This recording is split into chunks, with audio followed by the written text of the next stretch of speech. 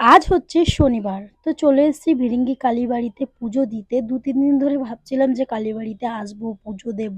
তো এখানে ঠাকুরের যা যা জিনিস লাগে পুজো দেওয়ার, তো সমস্ত জিনিস আমি নিয়ে নিয়েছি। নিয়ে পরে এখন দাঁড়িয়েছিলাম লাইনে। তো পুজো দেওয়া আমার হয়ে গেল। পুজো দেওয়ার পর আমি আমার বোন এখানে কালীবাড়িতে একটা পুকুর আছে, পুকুর পাড়ে দাঁড়িয়ে আছি। এখানে দাঁড়িয়ে আমি কয়টা রিলস বানাই, ফটো তুলি। আজকে সেরকম রিলস বানাইনি, ফটোও তুলিনি। তো এখানে যারা যারা কালীবাড়িতে পুজো দিতে আসো, কারা কারা এখানে আসো। অনেকক্ষণ আগেই বাড়িতে চলে এসেছি, খুব খিদে পেয়ে গেছিল, তাই খেতে বসে গেছি। রুটি, ভাত, মাংস, আলু, তারপর মাছের ঝোল। তারপরে এখন প্রায় বিকাল হয়ে গেছে, বিকালবেলা একটু চা খেয়ে নিচ্ছি। তো বন্ধুরা, এই ভিডিওটা আমি পার্ট 1-এ রাখছি, পার্ট 2টা অবশ্যই দেখবে।